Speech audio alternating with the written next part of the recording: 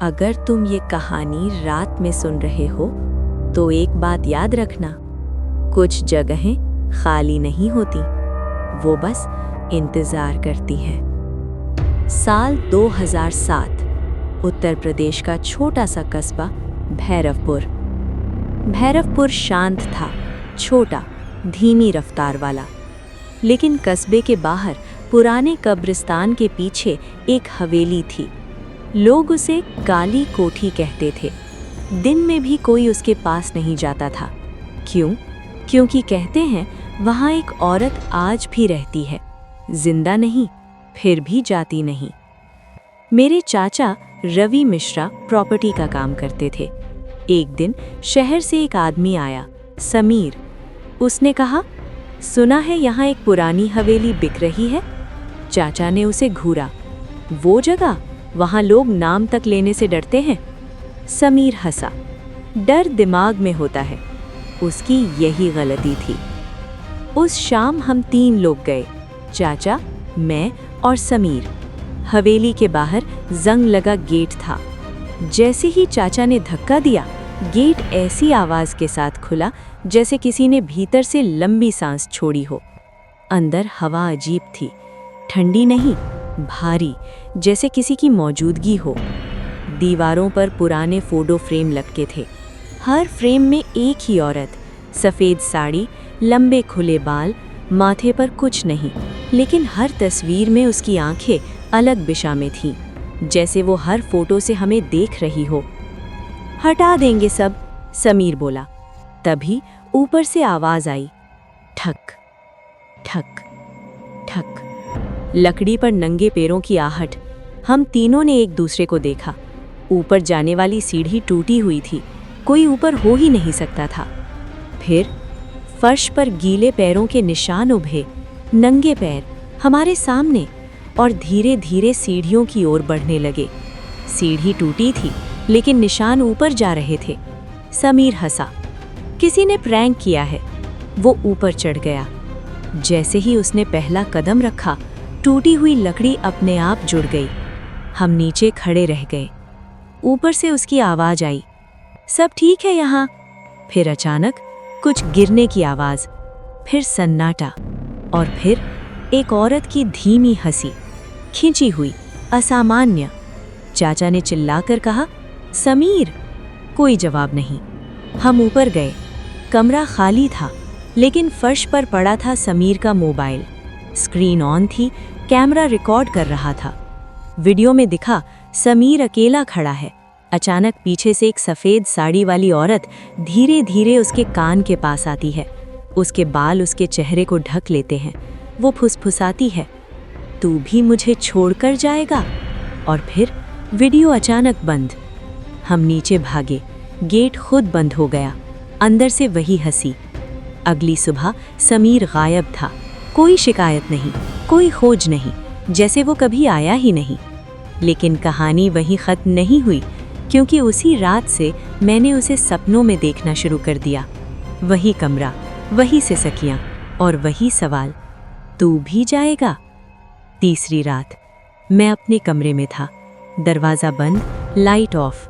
अचानक ठक ठक ठक, मेरे कमरे के दरवाजे पर। मैंने सोचा भ्रम है। फिर फर्श पर गीले निशान दिखे, नंगे पैर, दरवाजे से मेरे बिस्तर तक। मेरी सांस अटक गई। मैं हिल नहीं पा रहा था। कानों के पास ठंडी फुसफुसाहट आई, अब तू नहीं जाएगा। और मैंने महसूस किया कि मेरे गले पर बर्फ जैसी उंगलियां कस गईं। मैंने आंखें खोली, और जो देखा वो इंसान नहीं था। उसका चेहरा आधा जला हुआ, त्वचा पिघली हुई, आंखें पूरी सफ़ेद, बाल ज़मीन तक, और मुस्कान जैसे जबड़े फट गए हों।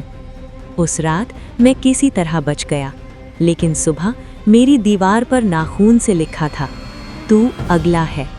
और दरवाजे के बाहर पैरों के निशान बाहर नहीं गए थे, वो अंदर आए थे और अंदर ही ख़त्म हो गए थे। जैसे वो अब हवेली में नहीं है, वो मेरे साथ आ चुकी है।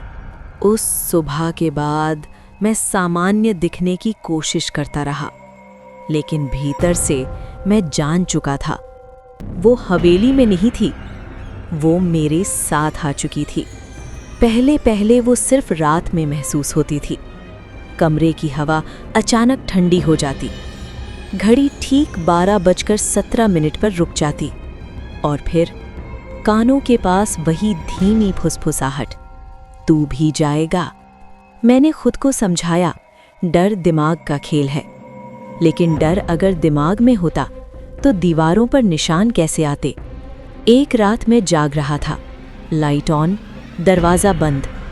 मैंने सोचा आज देखूंगा।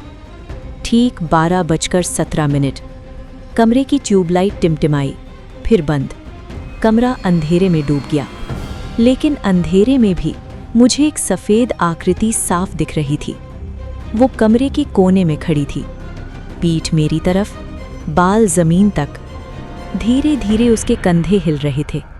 वो रो रही थी, धीमी सिसकियाँ। मैंने हिम्मत करके कहा, तुझे क्या चाहिए? उसने रोना बंद किया, धीरे धीरे गर्दन घुमाई, लेकिन चेहरा पूरा नहीं दिखा। बस एक आंख दिखाई दी, सफ़ेद, पूरी सफ़ेद। मुझे छोड़कर मत जाना। उसकी आवाज़ में गुस्सा नहीं था, बस खालीपन था। ऐसा खालीपन जो सालों से भरा न गया हो। अगले दिन मैं भैरवपुर वापस गया, काली कोठी के बारे में सच जानने। पुराने लोगों से पूछताछ की। एक बूढ़े पंडित ने मुझे रोका, मत छेड़ उस जगह को। मैंने पूछा, वहाँ क्या हुआ था? उन्होंने धीमे स्वर में बताया, वो औरत पागल नहीं थी, उसे बंद कर दिया गया था। उसके पति ने उसे जिंदा जलाया था, क्योंकि उसे शक था वो उसे छोड़ देगी। मैं सन रह गया। तो वो मरकर भी इंतजार कर रही है?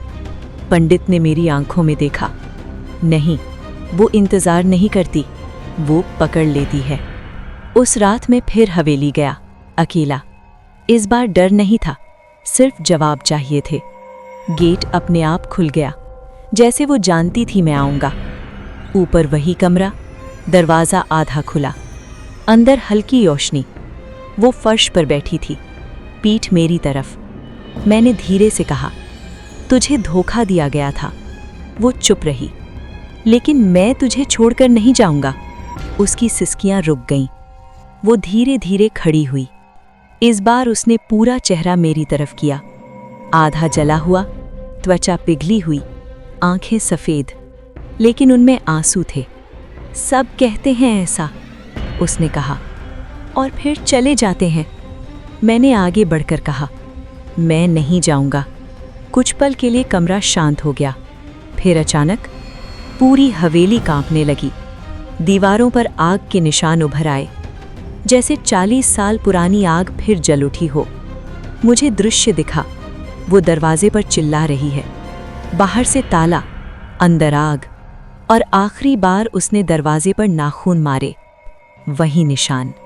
अचानक वो मेरे सामने आ गई, इतनी पास कि उसकी सांस मेरे चेहरे पर लगी। तू सच बोल रहा है? उसने पूछा। मैंने आंखें बंद की। हाँ। एक भयानक चीख गूंजी, पूरी हवेली हिल गई, और फिर सब शांत। जब मैंने आंखें खोली, कमरा खाली था। कोई बदबू नहीं, कोई रोशनी नहीं, बस दीवार पर एक शब्द, मुक्ति। मैं नीचे उतरा। गेट खुला था, हवा सामान्य थी। मैं घर लौटा। रातें शांत होने लगीं। 12:17 पर घड़ी नहीं रुकती थी। कोई दस्तक नहीं, कोई फुसफुसाहट नहीं। लेकिन कभी कभी आईने में मेरे पीछे एक धुंधली आकृति दिखती है, सफ़ेद साड़ी, शांत। अब वो रोती नहीं, बस देखती है, जैसे संतुष्ट हो। लेकिन एक बात अब भी मुझे डराती है, उसने मुक्ति क्यों पाई? क्योंकि मैंने कहा मैं नहीं जाऊंगा। लेकिन क्या सच में मैं नहीं जाऊंगा? क्योंकि अगर मैं कभी उस वादे से मुकर गया, तो शायद इस बार वो सिर्फ इंतजार नहीं करेगी, वो साथ ले जाएगी, हमेशा के लिए।